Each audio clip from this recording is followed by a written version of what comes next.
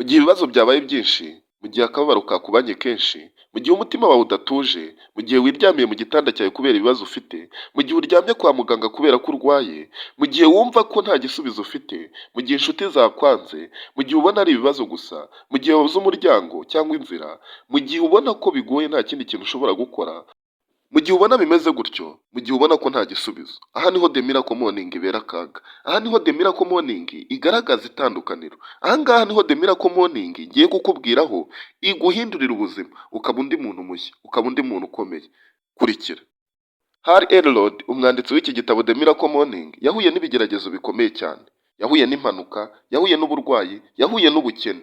Ibi ngibi byamuhinduriye imyumvire, bimuhindurira imitekerereze, bimuhindurira ubuzima.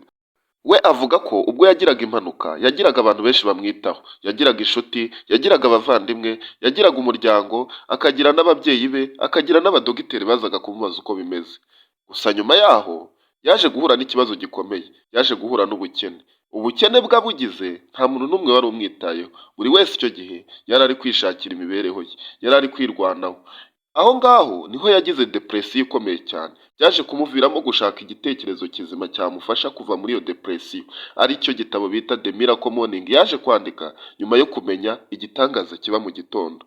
Icyo gitangaza yagiciyemo ibice bitandatu. Mu ijambo yise Savers. Savers bivuze iki?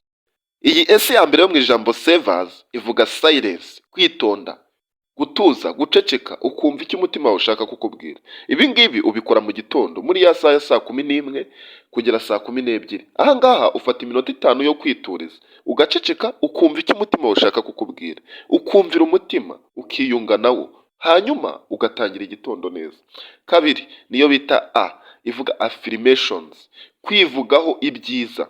Abantu benshi bajya batekereza ko nta kintu bashoboye, bakivugaho ibintu bibi. None mbigenje gutya nkatsindwa, ukumva ari kwiyaturiraho ibintu bibi gusa. Iyi ngiyi niyo kwiyaturiraho ibintu by'uko uri intwari, ukavuga ngo njye ndi intwari, ndashoboye, ejo hazaza nzaba meze uku nuku, kandi ukabivuga mu buryo bwiza, mu magambo meza gutaka. V ihagarariwe na visualization, kureba imbere, kugira inzozi, gutekereza ikintu uzaba muntu ki, ukora iki, urangwa n'iki. Exercise, imyitozo. Umubiri wawe ni urufunguzo. Ukora iyihe myitozo kugira ngo wirinde ubunebwe, kugira ngo utangire umunsi neza.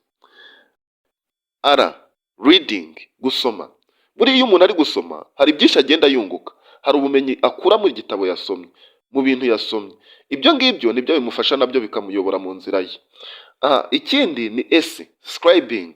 Mu bintu wasomye habamo no kwandika intego, kwandika ibintu wasomye kugira ngo utazabyibagirwa.